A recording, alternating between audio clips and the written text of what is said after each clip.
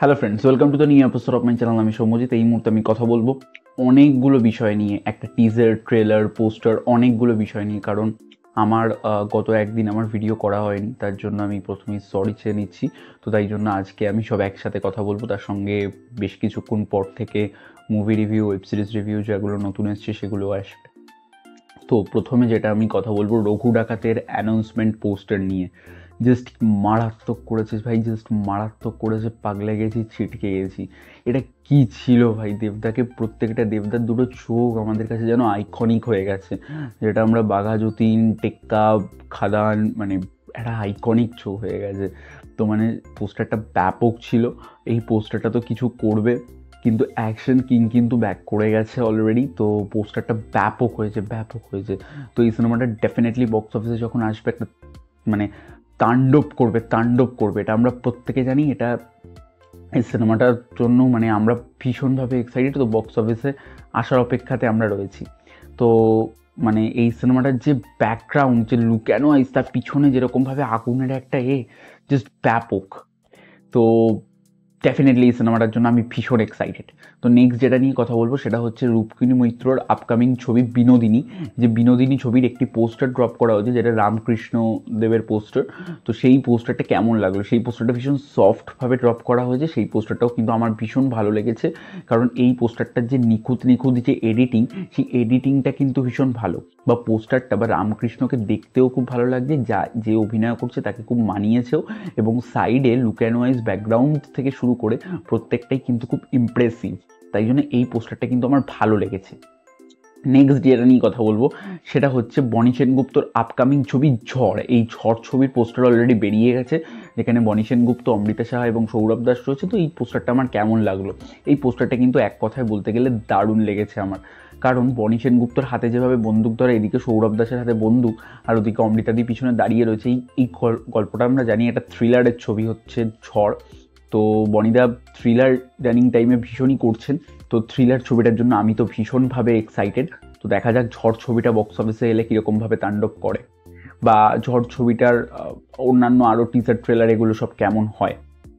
তো নেক্সট যেটা নিয়ে কথা বলবো সেটা হচ্ছে অপরিচিত। ঋত্বিক চক্রবর্তীর আপকামিং ছবি 10 তারিখে রিলিজ হচ্ছে, অপরিচিত ট্রেলার নিয়ে। তো অপরিচিত ট্রেলার কেমন লাগলো? অপরিচিত ট্রেলারটা কিন্তু এক কথায় বলতে গেলে আমার খুব ডিসেন্ট লেগেছে। আমার খুব একটা ভালো লাগেনি বা খুব একটা খারাপও লাগেনি। অপরিচিত ট্রেলারের মধ্যে দেখা হচ্ছে ঋত্বিক চক্রবর্তী সব স্মৃতি ভুলে গেছে, ঋত্বিক চক্রবর্তীকেও মারতে চাইছে। ঋত্বিক চক্রবর্তী সেটা খুঁজে বের করবে। এবং অনির্বাণ চক্রবর্তী হচ্ছে পুলিশ, ঈশা সাহা হচ্ছে ঋত্বিক চক্রবর্তীর গার্লফ্রেন্ড বনাম এখন বর্তমানের রয়েছে। তো ঋত্বিক চক্রবর্তীর এই গল্পটা আমার কিন্তু ভাগ্যলক্ষ্মীর যে ট্রেলারটা, সেটা যেরকম একটা আহামরি ব্যাপক ট্রেলার লেগেছিল, এই ট্রেলারটা আমার অতটা ব্যাপক লাগেনি। একদম অনেস্টলি বলছি, এই ট্রেলারটা একদমই ব্যাপক লাগেনি। তবে ট্রেলারটা কিন্তু ভালো হয়েছে। এই ট্রেলারের যে ব্যাকগ্রাউন্ডটা বাজে, বিশেষ করে ওই গানটা, কে তুমি কে আমি, ওই ব্যাপক ব্যাপক। এবং ট্রেলারটা যেভাবে বিল্ড করেছে, ট্রেলারটা কিন্তু খুব ভালো। এবার দেখা যাক সিনেমাটা কী হয়, কারণ আমি টিজার ট্রেলার দেখে সিনেমা কেমন হয় বিচার করি না। দেখা যাক কী হয় সিনেমাটা। নেক্সট যেটা নিয়ে কথা বলবো সেটা হচ্ছে বিক্রম চ্যাটার্জির আপকামিং ছবির রাস। এই ছবির পোস্টার ড্রপ করা হয়েছে। এই ছবিটার পরিচালনায় তথাগত মুখোপাধ্যায় রয়েছেন। তো রাস ছবিরই পোস্টারটা কেমন হলো? রাস ছবিরই পোস্টারটাও কিন্তু খুব ভালো হয়েছে। কারণ বিক্রম চ্যাটার্জি, এটা একটা বোঝা যাচ্ছে বিক্রম চ্যাটার্জি হয়তো বাইরে থাকেন। এবার সে বহু বছর পর, বা তাদের যে ক্যাপশন সেগুলো থেকে বোঝা যাচ্ছে বিক্রম চ্যাটার্জি বাইরে থাকেন, সে বহু বছর পর এখানে ফিরেছেন।